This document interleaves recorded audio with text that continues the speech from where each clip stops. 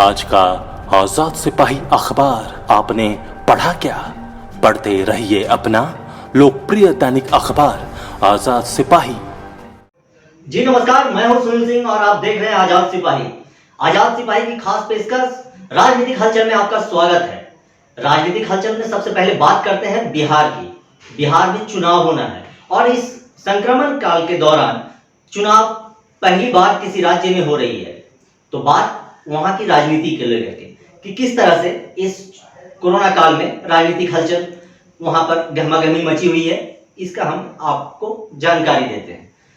तो सबसे पहले बात, बिहार में चुनाव शुरू होने वाला है और इसे लेकर के पहला चरण का नामांकन भी शुरू हो रहा है। लेकिन राजनीतिक हलचल की बात यह है कि अब तक वहां किसी भी दल से, चाहे वो एनडीए हो या महागठबंधन, एका नहीं बन पाया है, एक मत नहीं हो पा रहे हैं। सभी राजनीतिक दल, जो छोटे छोटे दल, उनके सहयोगी दल हैं, अलग अलग मूड में है।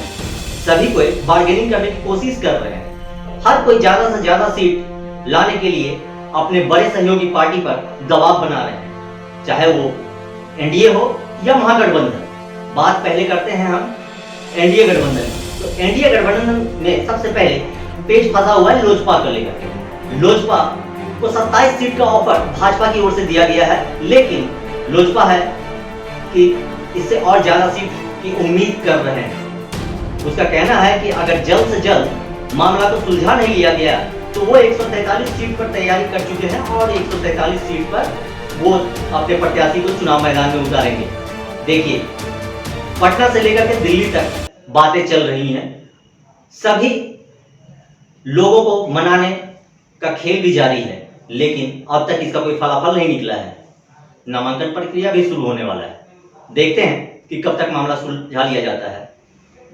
इसी क्रम में अगर हम बात करें महागठबंधन की, तो महागठबंधन में भी अभी बहुत सारा पेच फंसा हुआ है। महागठबंधन का स्वरूप को लेकर के भी असमंजस की स्थिति बनी हुई है। तेजस्वी यादव दिल्ली में जाकर के बात करने वाले थे, लेकिन किसी कारणवश वो नहीं जा पाए। वहीं राजद की ओर से फाइनल लिस्ट लगभग तय हो चुका है और सुप्रीमो लालू यादव के पास वो लिस्ट भी पहुंचाया गया है, लेकिन अब तक वो लिस्ट का जवाब क्या है अभी मिला नहीं है, क्योंकि राजद के विधायक और हनुमान कहे जाने वाले भोला यादव वो लिस्ट लेकर के झारखंड की राजधानी रांची पहुंचे हैं।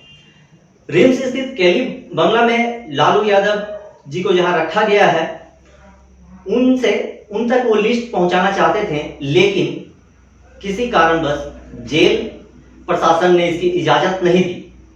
अब वो इंतजार में है। गुरुवार को हो सकता है कि उनकी मुलाकात लालू प्रसाद यादव से हो और बैठ करके बात करें और फाइनल लिस्ट लेकर के जाएं। देखते हैं कि उस लिस्ट में क्या कुछ है, किनके नाम है, किनके कटेंगे, किनके नहीं। ये तो सुप्रीमो लालू यादव पर डिपेंड करता है। यहीं पर हम आगे बढ़ते हैं। महागठबंधन की बात कर रहे हैं। महागठबंधन में ही एक और पेच फंसा है लाल झंडे का। जी, भाकपा माले, जो कि अब तक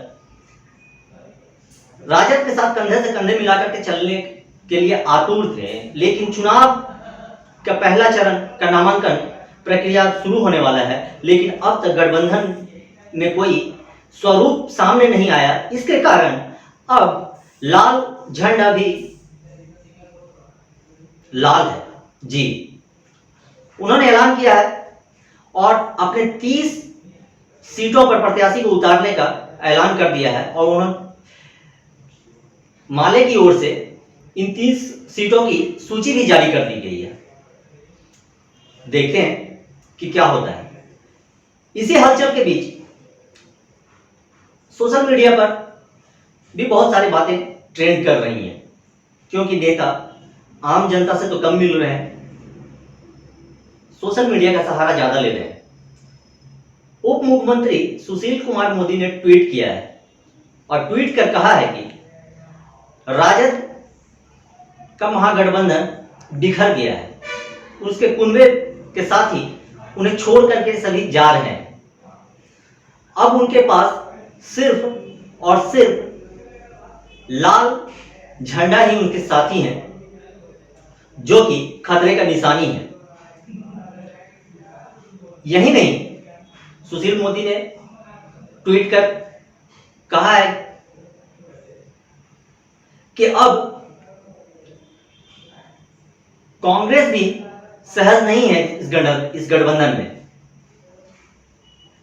कांग्रेस की ओर से हालांकि कोई अब तक बयान नहीं आया है, लेकिन सीट शेयरिंग का मामला महागठबंधन में अब भी सुलझा नहीं है। देखते हैं कि कब तक यह मामला सुलझा लिया जाता है। राजनीतिक हलचल की और कुछ खबरें बिहार की अपडेट जैसे आएगा हम आपके सामने लेकर के आएंगे।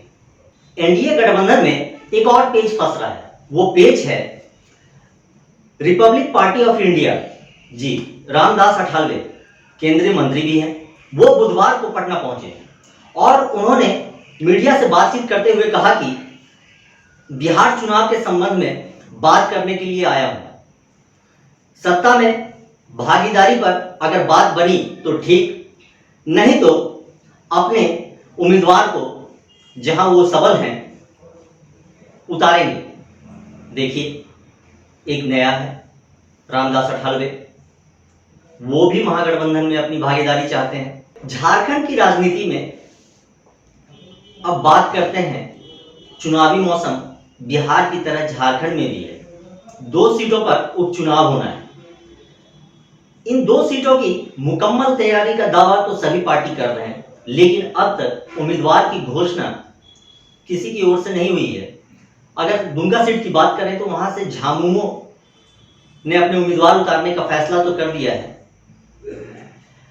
और नाम की घोषणा भी कर दी है, लेकिन भाजपा की ओर से अब तक ये तय नहीं हो पाया है कि इन दोनों सीट पर अपने प्रत्याशी उतारेंगे या एक सीट गठबंधन के आजसू को देंगे।